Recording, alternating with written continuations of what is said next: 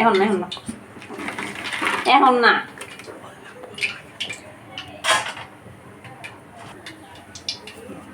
আজকে গরু মাংস রান্না করা হবে আলু দিয়ে।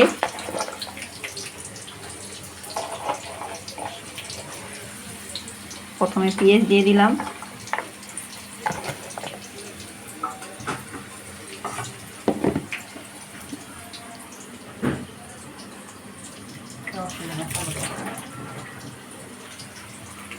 গরম মশলা,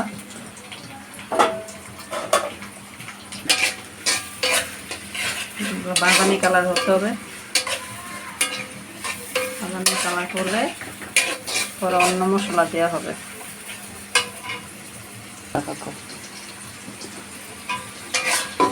বাদামি কালার হলে অন্য মশলা দিব। এখানে স্টার, দারচিনি, এলাচ, লং মশলা দেওয়া হলো। তেজপাতা দিব,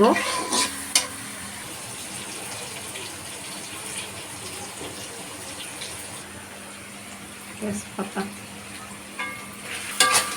অনেকে তো বসা গরু মাংস রান্না করে, আমি একটু কষাই রান্না করি, যাতে ভালো লাগে।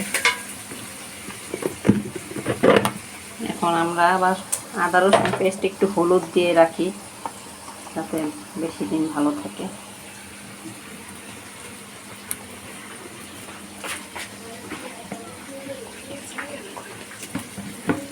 সাড়ে 3 কেজির মতো গোস্ত, এখানে 3.5 কেজির মতো গোস্ত জন্য মশলা দিলাম।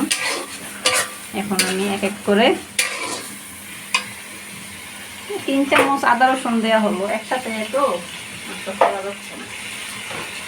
এখন আমি দিব জিরা বাটা বানাই দিছি। জিরা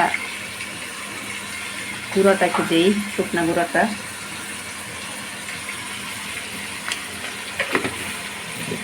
দুই চামচের মতো দিব মরিচ গুঁড়ো। ঝালটা যেটুকু খায়, আমরা যতটুকু খাই ততটুকুই দিলাম। বেশি ঝাল দিলে আবার খাওয়া যাবে না। হলুদের গুঁড়াটা পরিমাণ মতোই, যাতে একবারে বেশি হলুদ না হয়ে যায়। একটু কষানোর পরে পানি দিয়ে দিব। আমরা পানিটা একটু গরম করে নেই মশলাটা দেওয়ার জন্য। গরম পানি দেব একটু অল্প। লবণটা একটু পরেই দিই আমি সবসময়।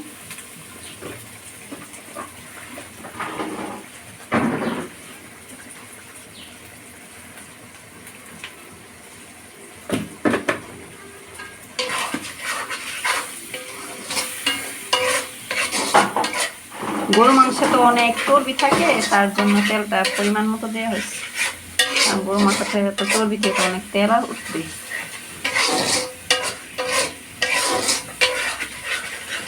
ভালো করে কষাতে হবে। এটা কষানো হলে একটু চিনি দিয়ে দিব উপরে। চিনিটা দিলে আমি গরু মাংসের টেস্টটা একটু অন্যরকম ভালো আসে, তেলটা উপরে উঠে যায়।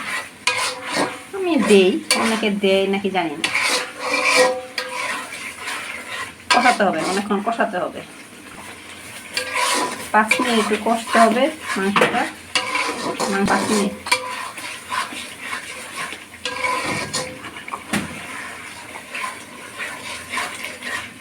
5 মিনিট মাংসের মশলাটা কষাবো। অনেকে কথা নাও বুঝতে পারে, কিন্তু আমি তো নতুন, তার জন্য এরকম হয়তো বা আটকে যাচ্ছে কথাগুলো।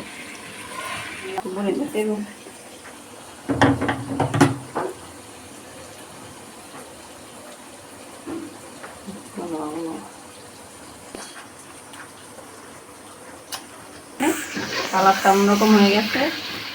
হ্যাঁ, এখন বাবা দিয়ে মাংসগুলো দিয়ে দিব করে। চিপে চিপে মাংসগুলো দিতে হবে।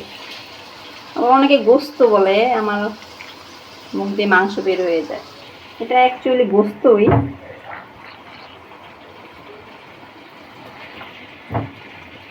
এখানে কতটুকু মাংস, আমি আন্দাজে মনে হচ্ছে 3-3.5 কেজির উপরে।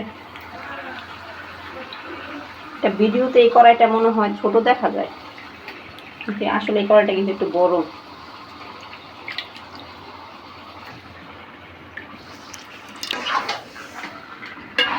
দিয়ে ঢেকে রাখবো তখন।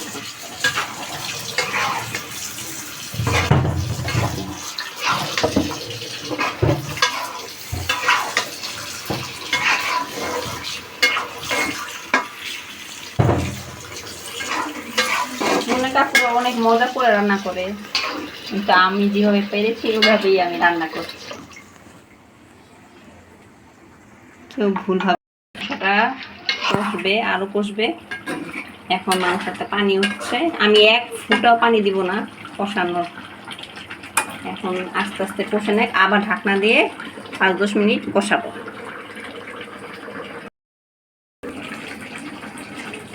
5 মিনিট পরে আবার আসলাম, আলু দিয়ে দিব। কয়টা আলুই দিলাম, বেশি দিলাম না।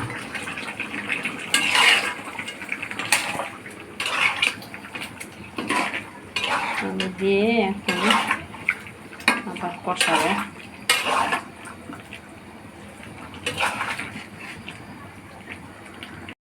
ঢেলে দিব, গরম পানিটা দিব। গরম পানিটা দিলে ভালো। আমরা একটু ঝোল ঝোল খাই দেখে একটু ঝোলটা বেশি দিব। ঝোল আলু দিয়ে এখন নাড়তে হবে, নেড়ে আবার ঢেকে দিব আধা ঘন্টার জন্য। না